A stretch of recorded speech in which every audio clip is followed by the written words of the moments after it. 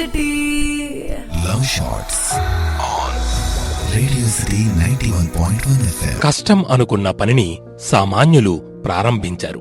మధ్యస్థులు ప్రారంభించి సఫలం కాని పరిస్థితుల్లో దాన్ని వదిలేస్తారు. కార్య సాధకుడు కష్టాన్ని భరించి ప్రయత్న భంగం కాకుండా చివరకంటూ కొనసాగించి కార్య సాధన చేస్తాడు.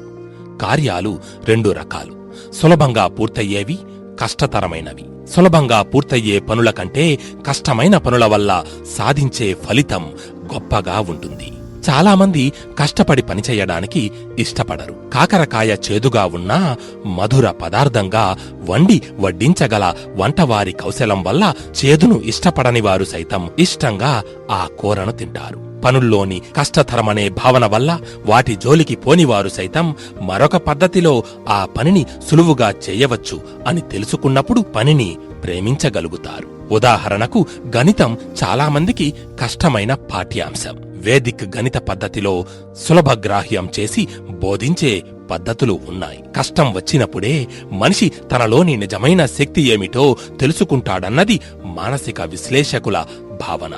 ఆలోచిస్తే ఏ పని కష్టం కాదు.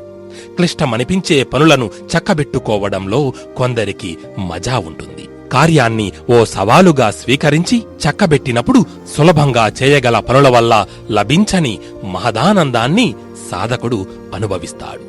అందుకే ఈ లోకంలో కష్టాలను సైతం ప్రేమించే ఆశావాదులున్నారు. కుంతీదేవి శ్రీకృష్ణుడితో ఎల్లప్పుడూ తమకు కష్టాలు కావాలని, అప్పుడే భగవంతుడైన శ్రీకృష్ణుడు ఎప్పుడూ గుర్తుంటాడని చెప్పడం విశేషం. వివేచన చేస్తే కష్టమనేది సంక్లిష్టమైన ఓ మనోభావన. ఒకరికి కష్టం అనిపించినది మరొకరికి కొట్టిన పిండి కావచ్చు. క్రీడ పదే పదే ఆడి గురువు ద్వారా మెలకువలు తెలుసుకున్నప్పుడు ఆ ఆటలో మేటి అవుతాడు క్రీడాకారుడు. సులువులు గ్రహించాక ఆట వినోద క్రీడ అవుతుంది. అందుకే చాలామందికి కష్ట సాధ్యమనిపించిన పాఠ్యాంశాన్ని తీసుకుని ఒక ఔత్సాహికుడు కృషి చేసి విశేష పాండిత్యం పొందినప్పుడు ఆ అంశంలో అతడికి ఎంతో సౌలభ్యం ఉన్నప్పటికీ చూసేవారికి అద్భుతం అనిపించక మానదు. సంగీత వాద్య పరికరాలను పలికించడం ఈ కోవకే చెందుతుంది. సంగీత జ్ఞానం ఉన్నంత మాత్రాన వాద్య పరికరం ఉపయోగించడం సాధ్యం కాదు. కొత్తవారు ప్రయత్నిస్తే అపస్వరాలు పలుకుతాయి.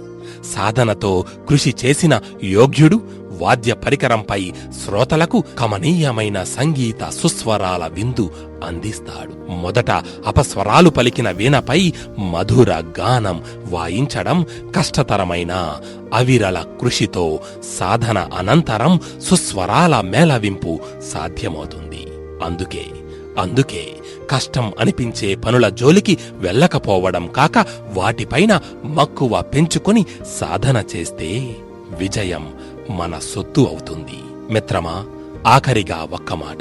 ఏ పనిని కష్టమని భావించక అందులో సాఫల్యం కలిగితే ఎంతో ప్రయోజనం ఉంటుందని భావించి ఆసక్తి పెంచుకోవడం ఉత్తమం. అలా చేయడం వల్ల అద్భుతాలు జరుగుతాయి. ఈ ప్రపంచంలో ఏదీ కష్టమైనది లేదు. పరిష్కారం లేని సమస్య ఉండనట్లే మంచి ఫలితం చేతికందని సత్కార్యం కూడా ఉండదుగాక ఉండదు. కష్టం అనిపించినా ప్రయత్నించడమే విజేతల లక్షణం. Radio City Podcast. Radio City.